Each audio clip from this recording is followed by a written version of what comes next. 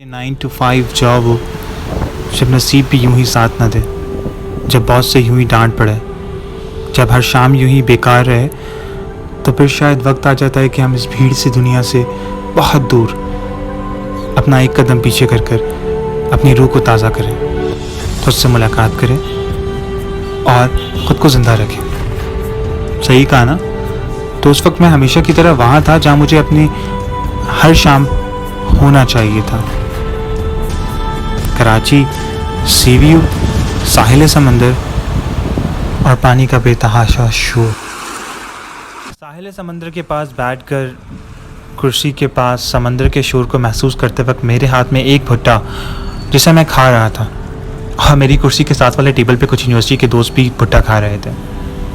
शायद यहाँ का भुट्टा बहुत मशहूर था या इस भुट्टे में कोई और बात थी।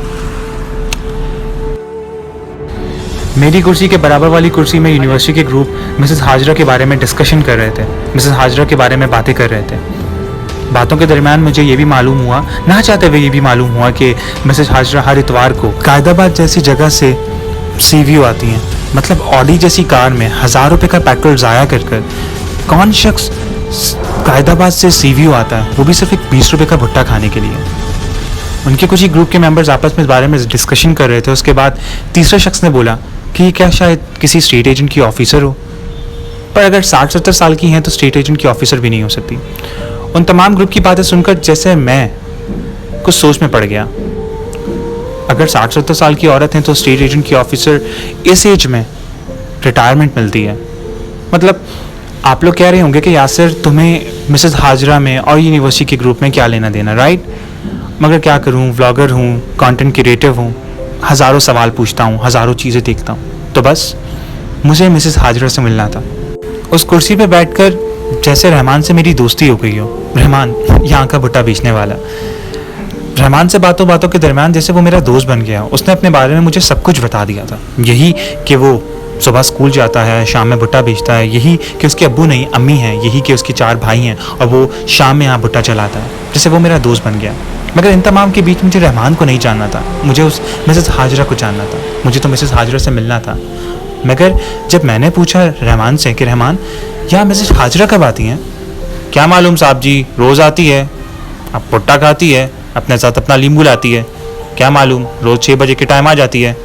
मतलब अगर मैं मज़ीद कुछ रहमान से पूछता तो रहमान का सिर्फ वही जवाब, क्या मालूम साहब जी। इन तमाम के बीच में मुझे सिर्फ मिसेस हाजरा से मुलाकात करनी थी। तो बस अगले दिन तमाम काम छोड़ के मैं जैसे बस रहमान के पास जाके पहुंच गया। वहाँ उसके पास कुर्सी लगाई और मिसेस हाजरा का इंतज़ार करने लग गया। 1 घंटा गुजरा, मिसेस हाजरा नहीं आई थी। 2 घंटे गुजर गए थे, मिसेस हाजरा अब तक नहीं आई थी।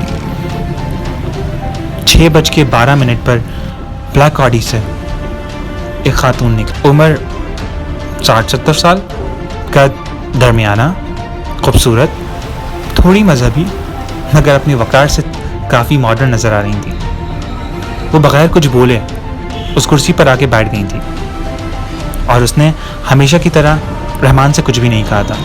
रहमान ने भुट्टा आग पर सेका और उन्हें लाके दे दिया और वो उस भुट्टे को खा रही थी। अपने बैग से उन्होंने एक लेटर निकाला और वो लेटर पढ़ रही थी।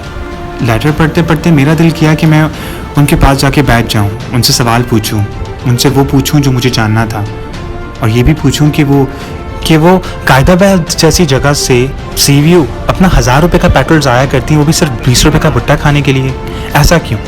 तो बस मैंने हिम्मत की और उनकी तरफ आगे बढ़ा। क्या मैं यहाँ बैठ सकता हूँ आपके साथ? मैं दिल में अपने तमाम सवालों को जैसे तरतीब दे रहा था कि मैं इनसे किस तरीके से वो सवाल पूछूं जो मुझे पूछने थे इनसे। मगर जितनी देर में मैं उनसे सवाल पूछता, उन्हें एक फ़ोन कॉल आई। फ़ोन पे बात करते वक्त अपनी गाड़ी की तरफ बढ़ गई थी। कुछ ही देर बाद मुझे उनका लेटर गिरा हुआ मिला। जितनी देर में मैंने आवाज़ देता वो अपनी गाड़ी की तरफ जैसे चली गई थी।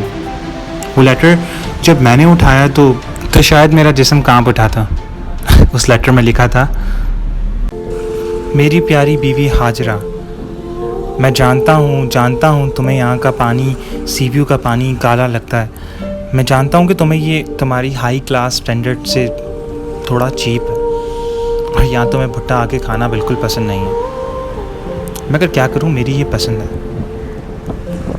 तुम भी मान लो कि ये जगह इंसान की रूह को ताज़ा करती है।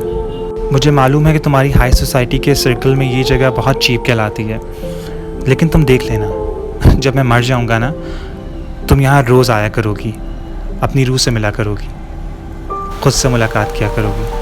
इस समंदर के शोर में तुम अपने गमों को भूलने आओगी जब मैं मर जाऊंगा।